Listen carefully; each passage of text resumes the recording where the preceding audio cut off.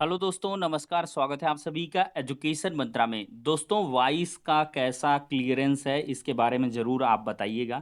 200% पर audio set कर दिया गया है, तो क्या रिकॉर्डिंग अच्छी आ रही है? आपको आवाज़ स्पष्ट रूप से सुनाई दे रही है या नहीं? इसको आप ज़रूर बताइएगा। तो चलिए दोस्तों, वीडियो को शुरू करते हैं। मामला है 69,000 शिक्षक भर्ती का। और दोस्तों, छप्पर फाड़ लिखित आदेश जारी हुआ है, जिसका आप इंतजार काफ़ी लंबे समय से कर रहे थे। इसका पुख्ता और सटीक विश्लेषण आपको इस वीडियो में प्रोवाइड किया जाएगा। तो चलिए दोस्तों, सीधे चलते हैं आदेश की तरफ। देखिए दोस्तों, इसमें हम लास्ट में एकदम कोर पॉइंट को डिस्कस करेंगे। इसमें 62 पॉइंट पे क्या लिखा है। In view of the above all the special appeals are disposed of with the following directions.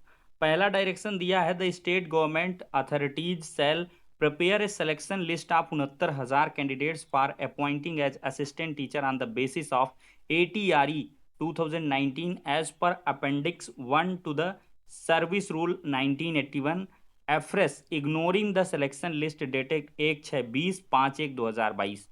तो दोस्तों, पहले की जो भी सिलेक्शन लिस्ट हैं उनको क्वेश कर दिया गया है।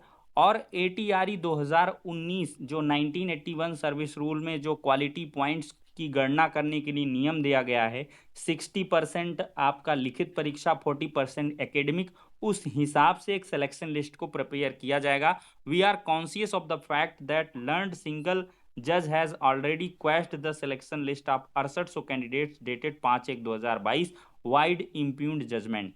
तो यहाँ पर इन्होंने मेंशन किया है कि हमें पहले से ही अवेयर हैं, हम जागरूक हैं कि सिंगल बेंच के जज ने 6800 कैंडिडेट की सिलेक्शन लिस्ट को पहले ही क्वेश किया हुआ है। तो मतलब पिछली कोई भी लिस्ट है उसका कोई भी यहाँ पर वजूद नहीं रह गया है। अब एक नई सिलेक्शन लिस्ट को प्रिपेयर किया जाएगा। पॉइंट सेकंड है, after preparation of selection list in terms of quality point enumerated in rule 14 of service rule 1981 service reservation policy be adopted as envisaged under section 36 of the reservation. मतलब reservation act 1994 के according जितने भी rules हैं उन सबको इसमें follow up किया जाएगा। If a reserve category candidate, देखिए यहाँ पर ये पॉइंट बहुत जोरदार है।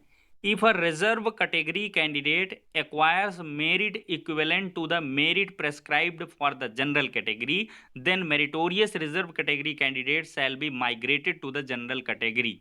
अगर कोई ओबीसी वाला बंदा है, वो जनरल के बराबर की मेरिट को एक्वायर करता है, तो उसको ओबीसी में ना ले जा करके जनरल में ओवरलैप कराया जाएगा। कई लोगों को खुजली हो रही थी कि ओवरलैपिंग नहीं होगी, तो ये यहाँ पर तीसरे नंबर पॉइंट को आराम से 2-4 बार पढ़ लें।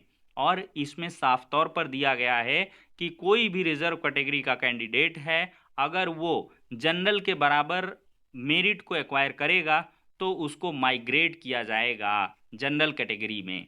उसको ओबीसी में नहीं रखा जाएगा या एससी एसटी में नहीं रखा जाएगा।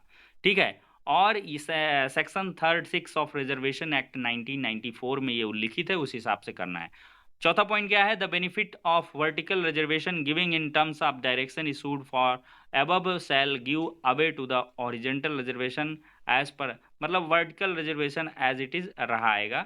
ठीक है। और ये पॉइंट पांचवा काफी इंपॉर्टेंट है, बहुत ही बेहतरीन पॉइंट है। while preparing the fresh selection list for appointment, if any of the working candidate is affected by the action of state government competent authority, they shall be given the session benefit।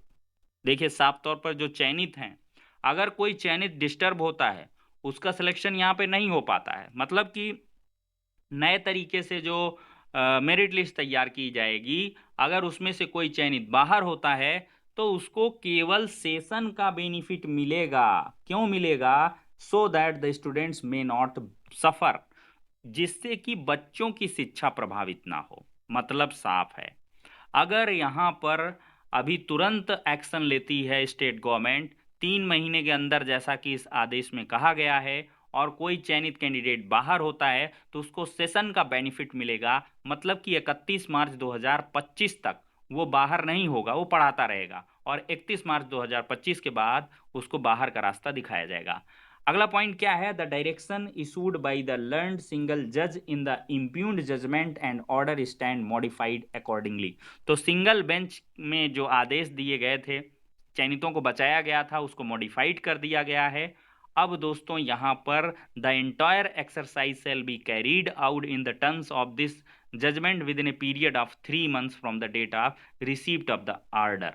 तो मतलब जब आदेश receive हो जाए कि उसके 3 महीने के अंदर अंदर एंटायर एक्सरसाइज को कंप्लीट कर लेना है। अब दोस्तों मुद्दा बहुत गंभीर है, यहाँ पर चयनित भी डिस्टर्ब हो जाएंगे, ओवरलैपिंग भी कराई जाएगी। तो 6800 की बजाय बहुत सारे ओबीसी के कैंडिडेट SC ST को फायदा होगा।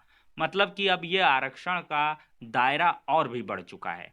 जो कैंडिडेट मांग कर रहे थे 10,000, 15,000, 19,000 जो भी है, वो एक एजम्पटिव आइडिया है।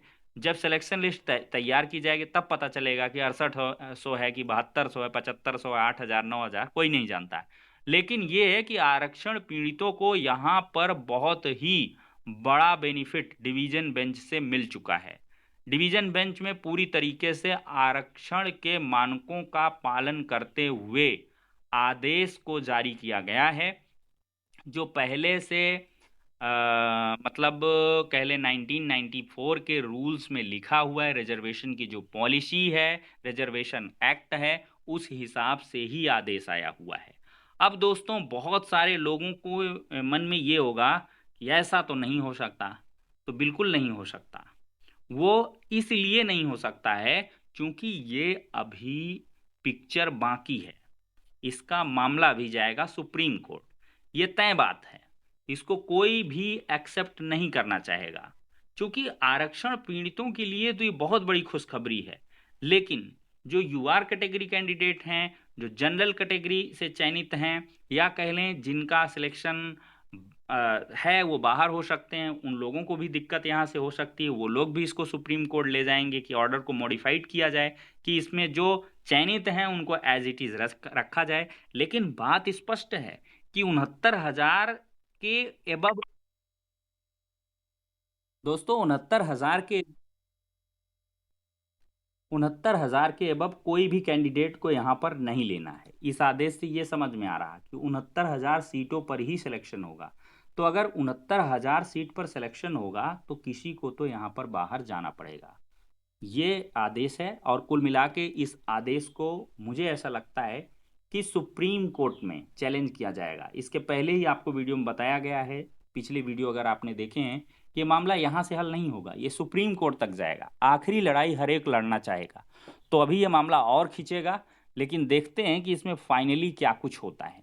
ठीक है दोस्तों, तो और भी जो पॉइंट्स हैं दोस्तों एडिशनल, वो आपको आगे की वीडियो में नज़र आएंगे। और भी बेहतरीन तरीके से हम पूरे ऑर्डर को पढ़ेंगे। देखिए अभी तो मैंने जल्दबाजी में इस ऑर्डर को पूरी तरीके से डिस्क्राइब किया हुआ है। 50 पन्नों का ये आदेश है, पूरे 50 पन्ने को पढ़ना पड़ेगा, उस हिसाब से चीज़ों को देखना पड़ेगा कि यहाँ से क्या कुछ है। अच्छा, हिंदी और अंग्रेजी दोनों में आई थिंक, अच्छा ऐसा कुछ नहीं है, यहाँ पे कुछ आदेश वगैरह अटैच था। तो काफ़ी लंबा आदेश है दोस्तों, 50 पन्नों का आदेश है। इसको पूरा पढ़ लेंगे, समझ लेंगे, जांच लेंगे, परख लेंगे, फिर और एडिशनल पॉइंट्स के साथ आएंगे कि सुप्रीम कोर्ट में क्या इस आदेश को कुछ पलटा जा सकता है, या कुछ इसमें संभावनाएं हैं, या एज इट इज़ ये फॉलो अप हो जाएगा। तो फिलहाल के लिए दोस्तों इस वीडियो में इतना ही, नेक्स्ट में मिलते हैं।